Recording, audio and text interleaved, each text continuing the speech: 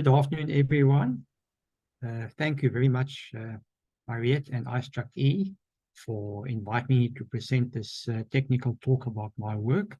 As Mariette said, I'm a structural engineer. I'm practicing here in Cape Town. I've called the talk Snake Engineering since I will mostly be talking about the design of canopy walkways. For the last decade or so, I've been very fortunate to have been involved with the design of many of these structures. The picture you see here shows the walkway at Kirstenbosch, which was known as the Boomslang.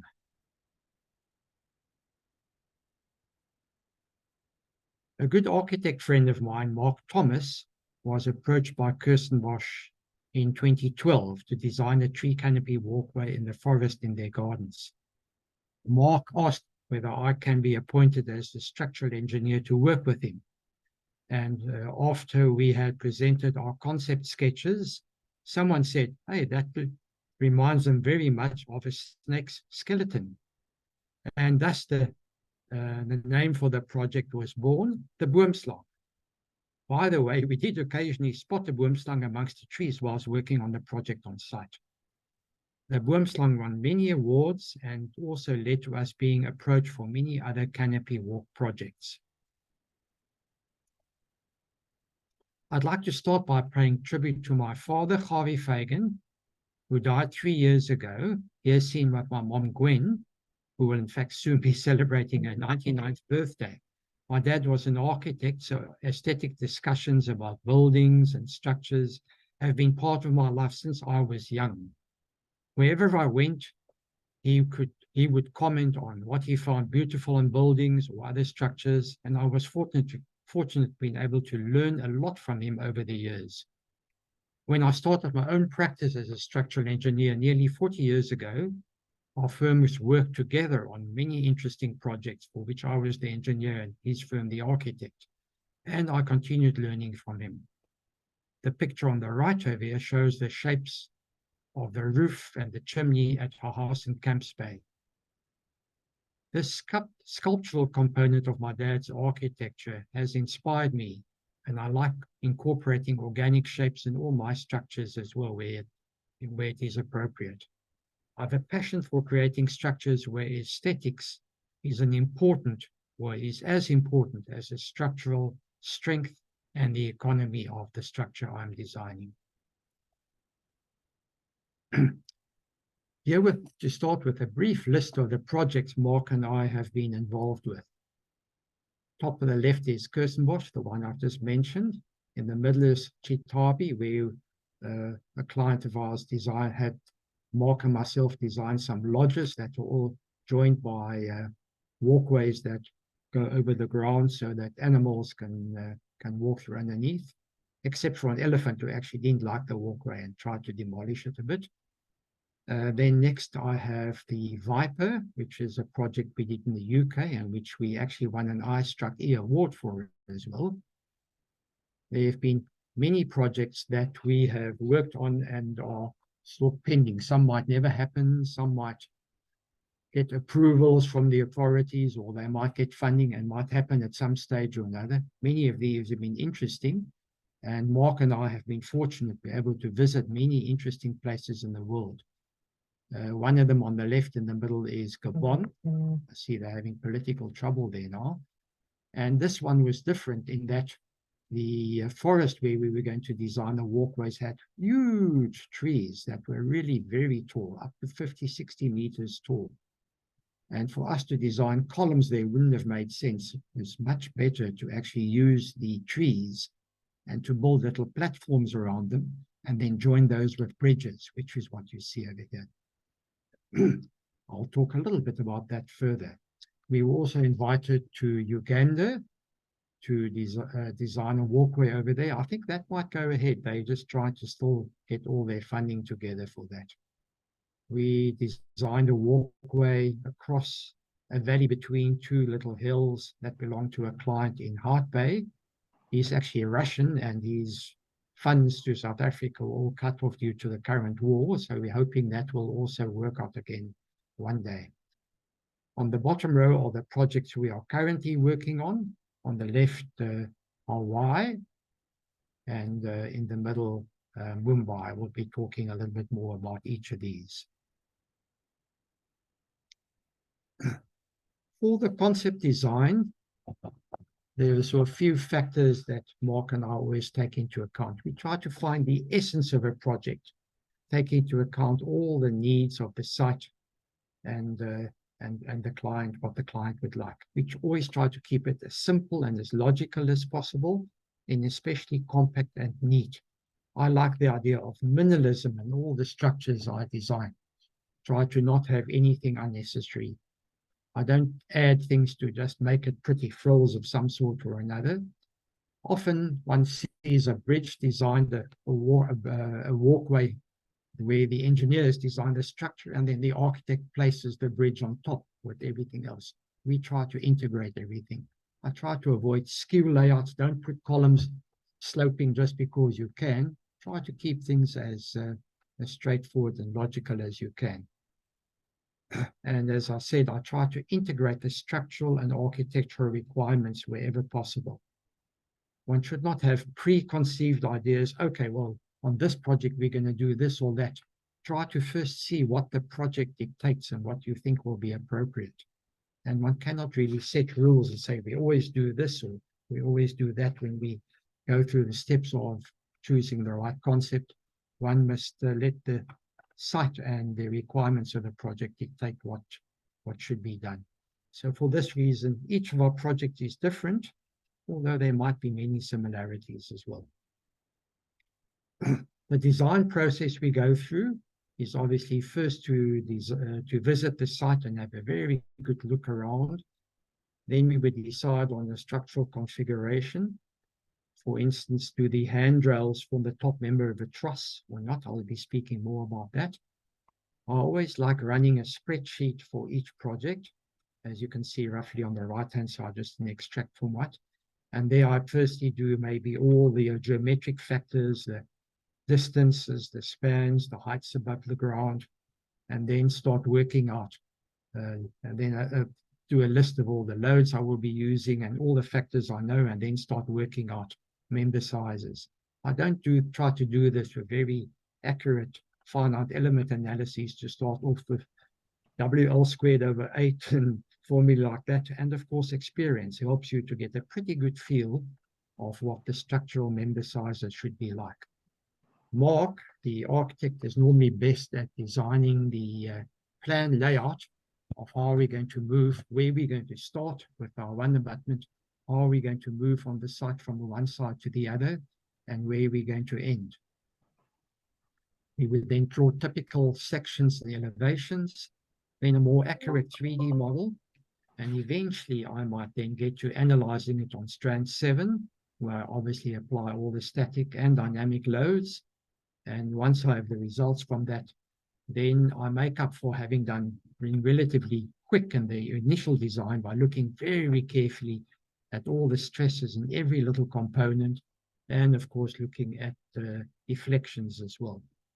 Deflections, vertical deflections are normally not a problem at all because of the high load we design the structure for. It's normally pretty stiff vertically. Obviously, we have the columns that don't really deflect vertically. So deflections that we have to take into account are mostly horizontal deflections. One of the first things we ask the client when we get onto the site is to have a cloud survey done. These are extremely accurate and they have billions of points, picking up every little leaf and every little twig, apart from just the trees' trunks and where the trees start, and of course all the levels as well. And it's difficult to work with for that reason because you have so many points. But it does make it possible to plan a route that avoids every branch and every tree and that can wind through the site and start from one side and arrive at the other. Mark is very good at doing this, but he also, apart from looking at the cloud survey, also does spend a lot of time on site.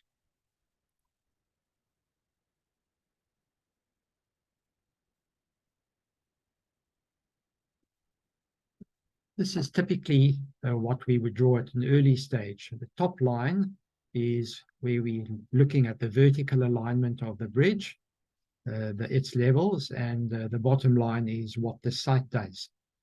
One would normally try to find a spot on the site where you can step off at a high level so that the ground then falls away below you. And then that would create the height that you're above the ground. It's no use being just a meter or two above the ground all along. That doesn't give any sort of sense of interest. On the sketch, you can see here how the ground falls away and how our site runs more or less level, but a little bit up and down to make it more interesting. We normally try to keep the slopes to no more than about 1 in 14. That is then still comfortable for wheelchairs without having to run up a little bit of ramp and then have a horizontal section and then carry on with the ramp as well. And then they carry on going up again. We prefer not to do that at all, but just have a more even flow on the whole project. I'm just going to switch off my video because I think that's probably not necessary anymore.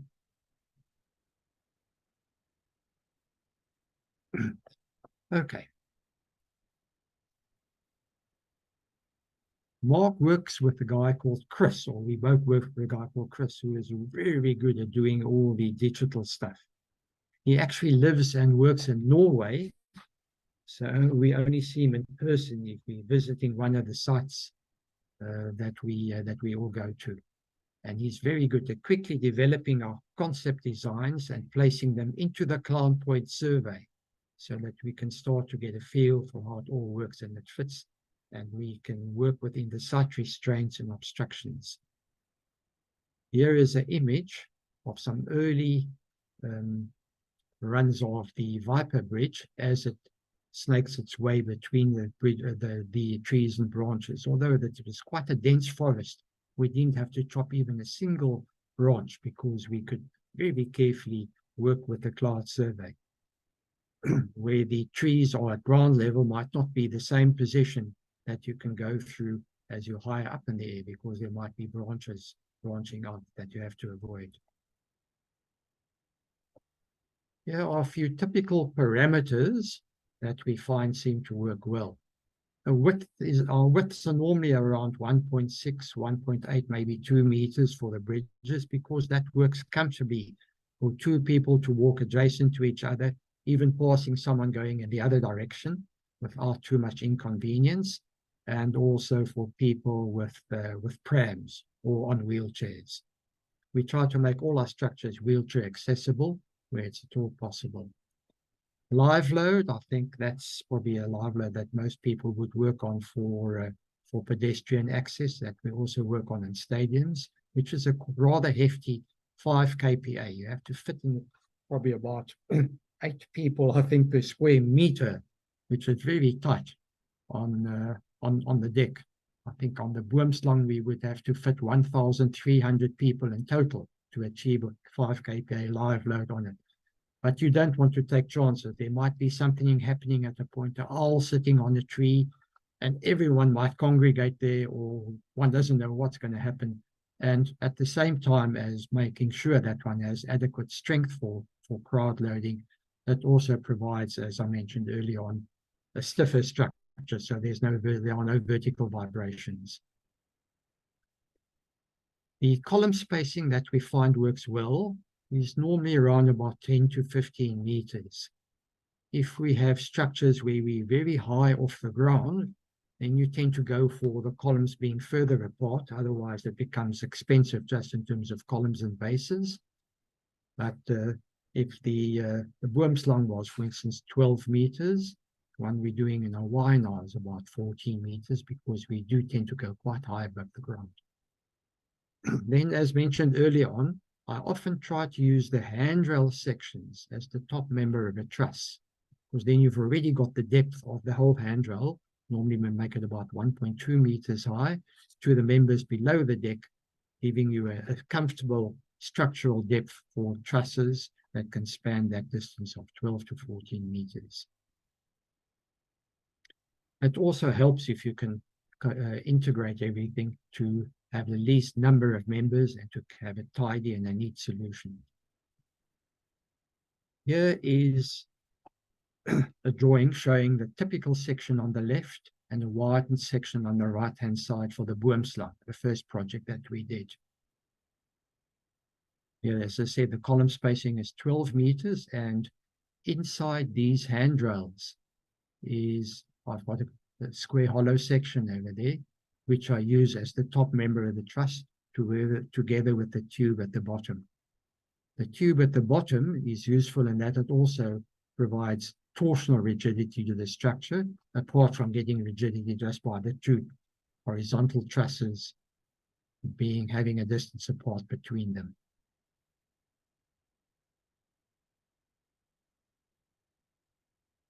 For the wider section, we have kept a curve below, so the depth from the handrails to the members at the bottom becomes more, which obviously works better because you've got a higher live load over there as well. Then about the curvatures I like using. As you can see, we've got one curve that runs all the way around the structure up to the other side. And on the likewise on the inside over here as well. And even for the wider section, we don't have a sudden kink and change of direction over here as one might think works sensibly for a bridge. Sorry, I've made a mistake there. I use my cursor.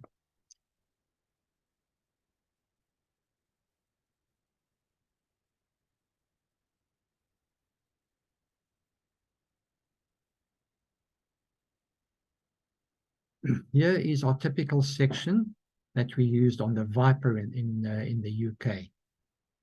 I didn't try to get a continuous curve around the bottom because here, what was interesting is that we could not have any diagonals on the upper section of the handrails. The reason for that being is that the Brits say if you have anything that's not vertical, kids could climb it and fall over the top. So the only thing one can do for the stanchions, for the handrails over there, is to have vertical members, and they must be at 100mm centers, of course. So we had to do that and build the whole structure below the deck, but I tried to have it as compact and as neat as possible by using a rather hefty box section. Because of all the curvatures, we didn't try to buy a off-the-shelf box section. We welded it up, and the bottom and top plate were then profile cut to the right radii.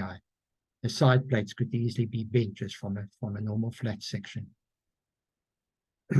Again, you'll see that we've got a curvature that runs all the way around the bottom. The radius, by the way, varies. You have a bigger radius over there, a sharper radius in this area, and then a different radius at the bottom again to keep that even curve that runs all the way around from there to there and up the other side. Even on the inside of the stanchions, I've got a curve that runs all the way around from the bottom to the other. This gives what I feel to be a better sense of unity and coherence to the design of the structure.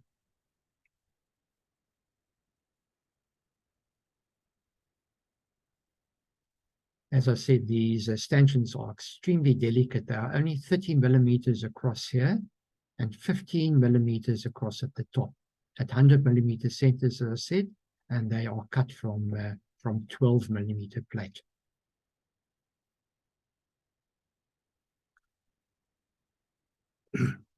What was interesting and what we try to achieve, not only on the Viper, but on most structures, is to have the inside curve and the outside curve exactly the same. If you were to use a single point for your radius, then the outer radius would, of course, be slightly bigger. So you cannot do that if you want to have the inside and outside curves to be identical curves. You have to offset it a little bit. So you can see this curve is moved a little bit back from that one, and then the two curves exactly coincide. This means that when they cut these stanchions out of a plate, and there are many of these because they are 100 centers for the Viper, for instance, when they cut them out of a plate, when they profile cut them, they fit exactly one against the other without any wastage in between. And also, you can have one cut which forms the inside of the one and the outside cut of the next stanchion without having to have two cuts, which would have been double as much laser cutting. So this is something I try to always make work if possible. It's not always so easy to get that right.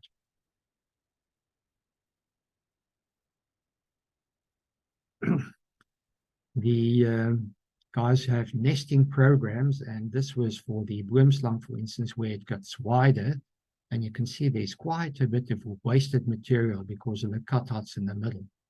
So we try to avoid this where we can. Fortunately, this was only for the wider section, so there wasn't that much of these areas that got wasted inside, and they did use these for all sorts of smaller brackets and things, the material that was cut off on the inside. But the nesting is an important thing in trying to keep the wastage of material as little as possible if one is doing profile cutting.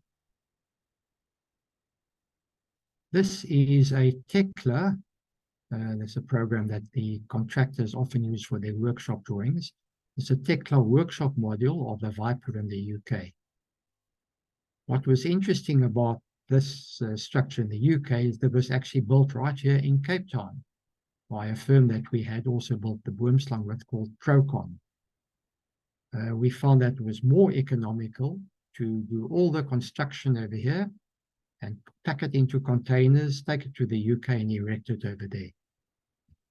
The labor costs are much higher in Europe than they are over here, and this structure was quite labor intensive. Many of these, because of the intricate shapes, and we're not just using long straight beams, there is quite a bit of labor into doing these and building these structures.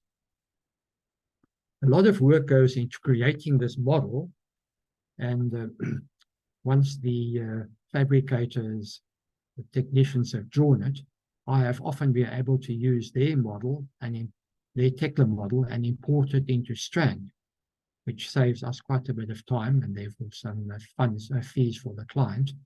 And so we import it into Strand 7, our analysis package. As I mentioned, after running the structure and the structural analysis on a number of different loads, I spend a long time actually checking the stresses in every little component.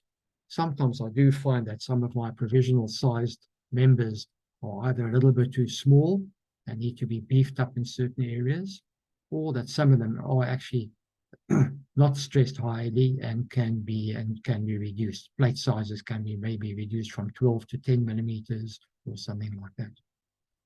Strand 7 also gives us the natural frequencies for the structure, and of course the horizontal deflections as it vibrates.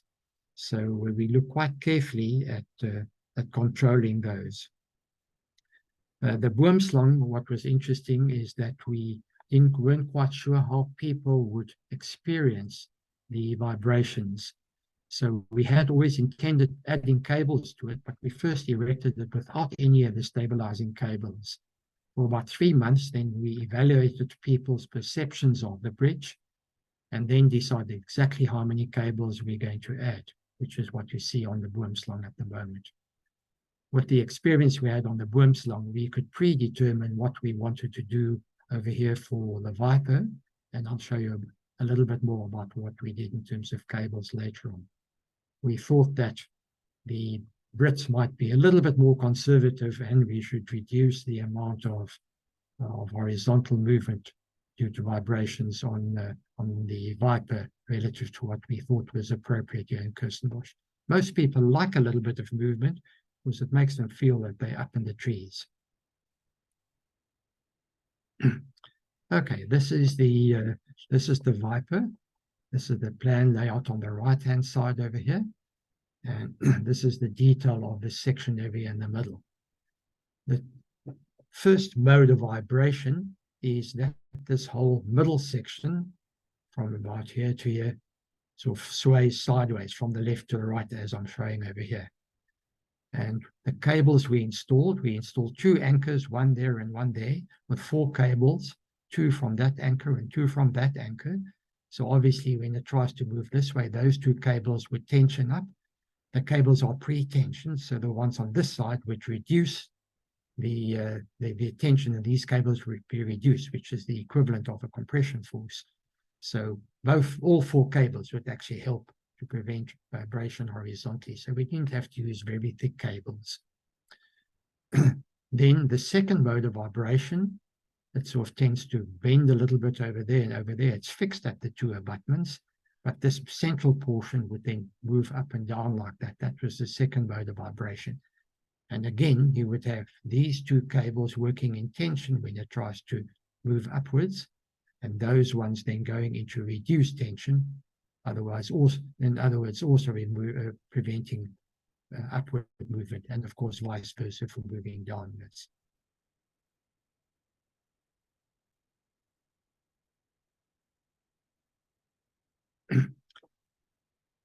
For most of these structures, we always think it's a very good idea to build a sample section, normally about 3 bays long, so normally say around about 5 to 6 meters or so, or 4 to 5 meters.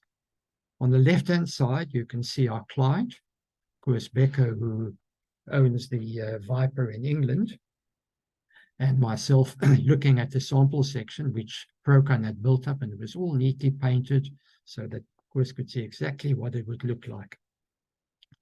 And he was happy with it, so we didn't have to change anything.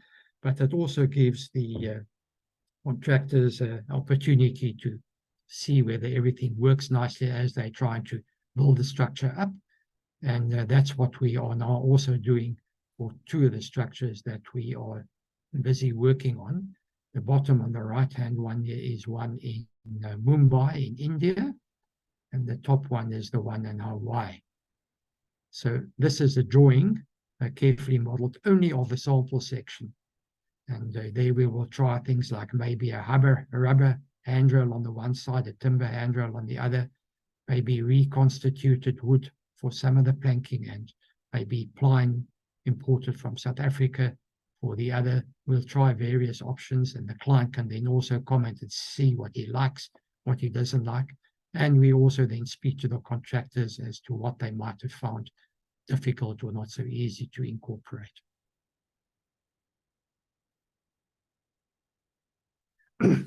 Next, I thought I would talk about a few interesting details that we incorporated on the Viper. Firstly, on the Boomslang we had our columns. Sorry, that okay? On the Viper, on the Boomslang, we had a concrete base below, and the columns were fixed onto a stub column.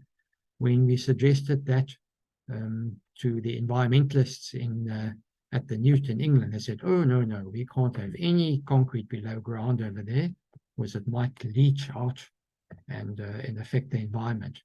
So what we did is to put 3 piles per column and then join with tripods above ground level, sort of nearly like a big dinosaur's feet, which became quite an interesting portion of the whole project.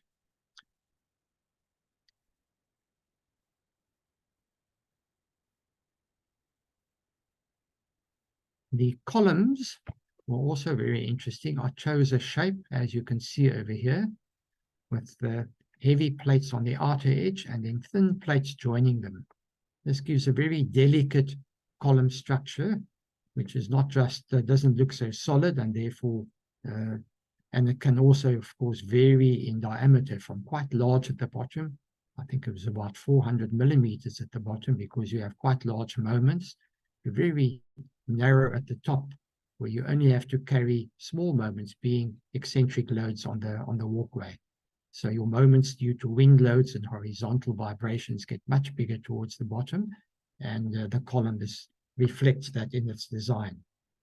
This design also meant that at junctions, we couldn't make columns in single units. They had to be transported in containers from Cape Town all the way to the UK. So they were made in sections that are maximum of about 6 meters long to fit into a container. And therefore we needed junctions in these columns. But these junctions could be done inside the outer perimeter of the column with plates, as you can see in purple over there, and all the bolts were sort of carefully hidden inside there as well. So if you look at the column from a distance, got a nice clean flow along the outer edge. They actually do look really pretty on site, and I think that's because of a very delicate design shapes we used over here. Another interesting detail was how these columns are fixed onto the tripods. The bridge, of course, runs in all sorts of different directions in the top, and the columns are fixed to the soffit of the deck. there's no specific correlation between the direction of the column and the direction of the tripods. The tripods were normally done so there was one leg facing uphill and two legs facing downhill. So there was no specific directional correlation between the direction of the deck and the direction of the tripods. And we could have designed it so everything was perfectly pre-built and the right angles would be there, but I was a bit worried come fitting the column on site after it's fixed to the deck above that the holes wouldn't quite align. So I've designed a system that can take any orientation. The top flange of the connection has the slotted holes that you see over here, and the bottom flange has a number of holes in it, shown by the pink and the purple dots over there. So the pink and purple dots are on the bottom flange, the slots on the top. As you rotate the column, in fact, you can actually fix it with a central bolt and then rotate it. As you rotate the column, either the pink dots or the purple dots, one of those will fit somewhere within that slot. So you can always fit either the pink bolts or the purple bolts, irrespective of the orientation. And that actually worked very well on site. Another thing I want to just talk about is triangulation. People always think that if you put any members that are run at an angle, they have to be perfectly triangulated. Now you'll see that these members at the bottom over there do not actually aim for the center point of the big box section at the bottom, and they're even further away from the box section that forms those two edges.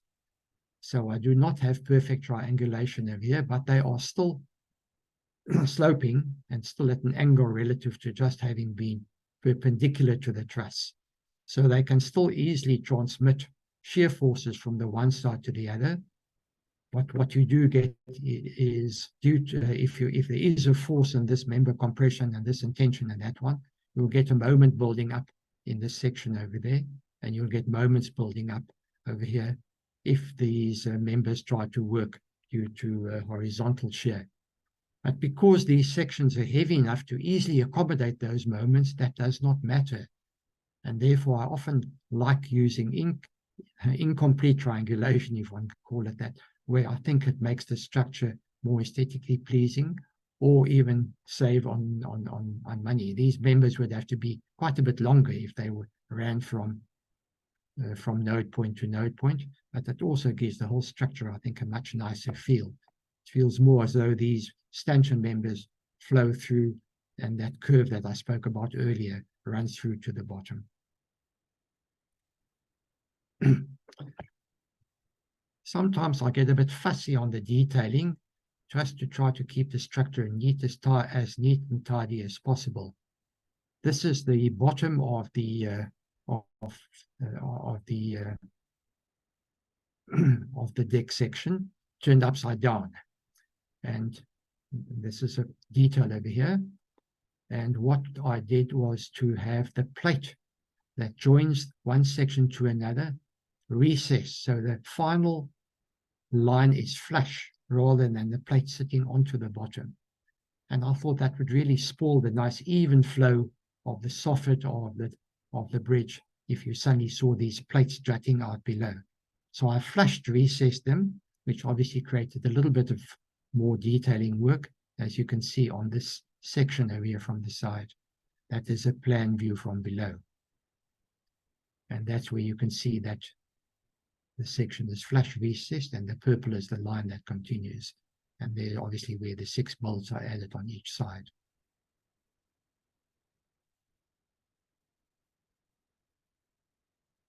On the top, I didn't want to flush recess them, because then it would have formed a bit of a hollow, a bit of a pond where water would have congregated in.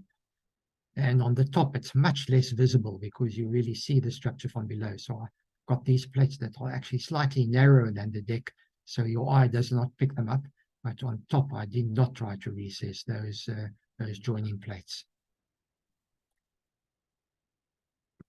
As we design all the assemblies, you have to obviously bear in mind that they have to go into the hot dip galvanizing balls, which is something we always normally have to contend with if your structure is hot dip galvanized. but also they have to be able to fit into the containers. So everything had to be designed in sections that were firstly shorter than 6 meters, and if they got wide, they had to be made in 2 halves so that they could fit into the containers. These containers then went obviously all the way by ship, and then to a harbor, and then all the way to the Newt in the middle, far away from the ocean, where they were all taken out, carefully stacked on the side, and then assembled. This picture on the left shows some of the assembly going on. That's a crane lifting a column. The 2 halves of the column have been pre-joined already, and that's a column now being lifted in position. Oh, sorry, I'm wrong. There's the bottom half of the column is already on the tripod, and then the top half is now being raised onto that, and then the bridge will be connected on the top. The column can then be rotated until the connection is done and fits exactly onto the soffit of the deck sections. And then, as I mentioned, the final bolting it onto the tripod. The orientation is not a factor over there. That's automatically works. For carting all the members to site. Okay, now I'll do that on the next slide.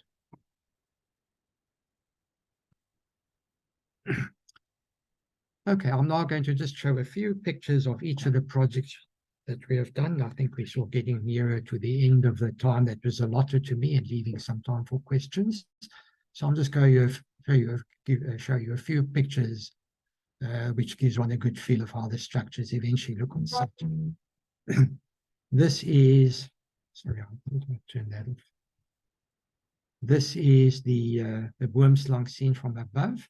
And you can see we have widening sections where we normally put benches. So this is where people tend to congregate to sit and rest, maybe drink a cool drink or something like that, or meet up with friends.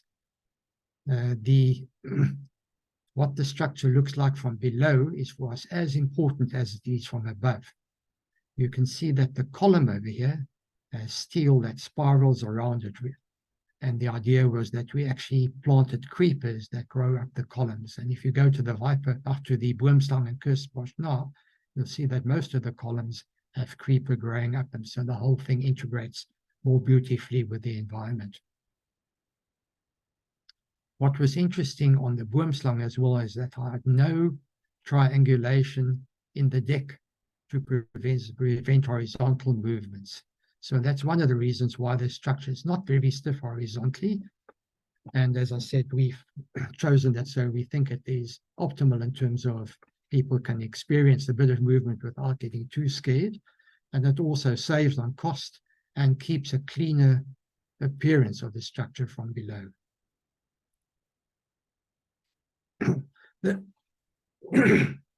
Sorry, I just want a drink of water.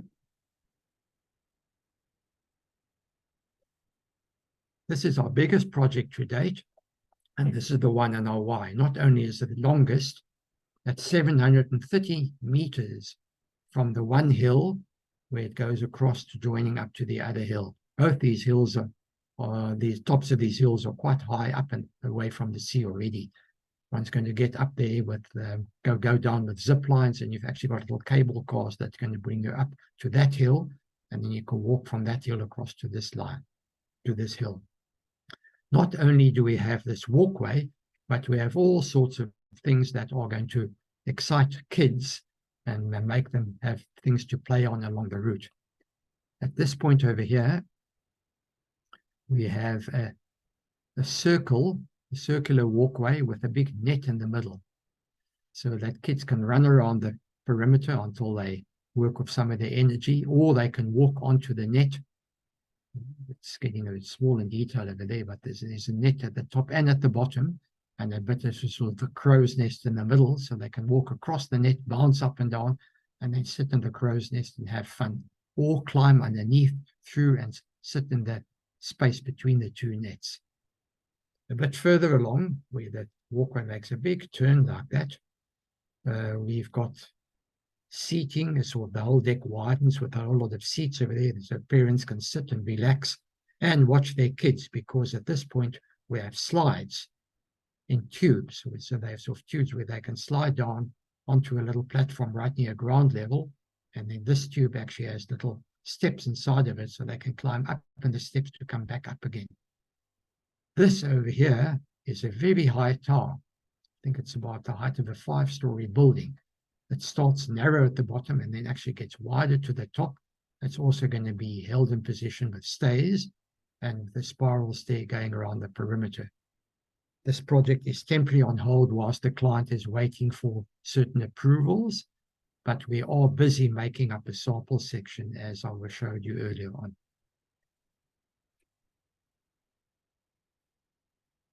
We even have a suspension bridge that's going to run from here on the plan. That's going to run from there to the top hill.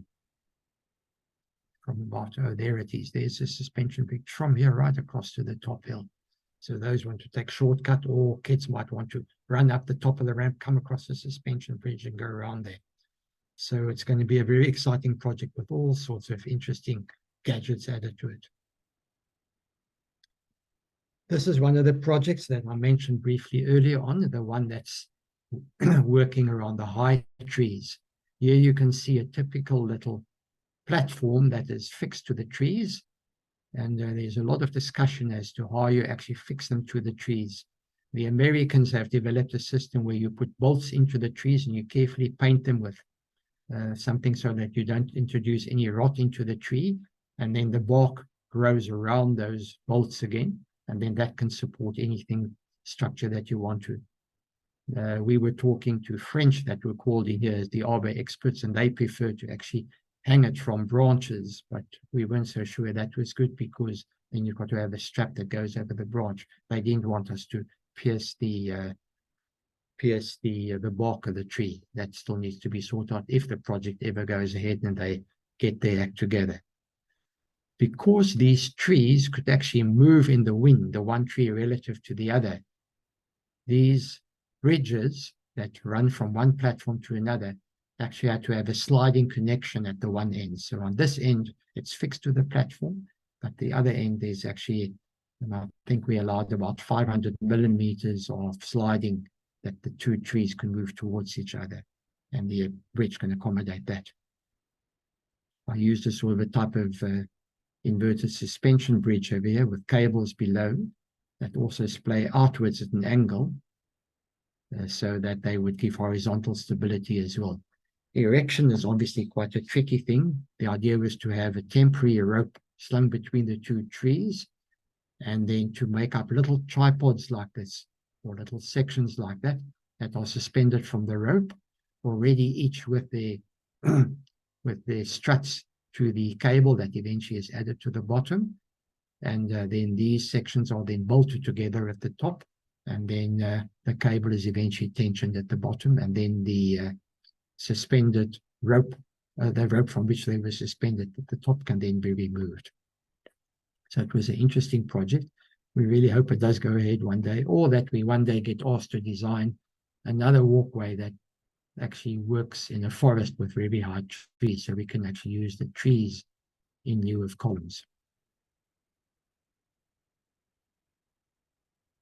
This is not really a canopy walkway at all, but it was called the Dragon Bridge, so I thought I might include it here. It was actually a tender we put together with a contractor for a design and construct tender for what is now known as the Nelson Mandela Bridge. There's a new development on this side over here, and they wanted some sort of focal point.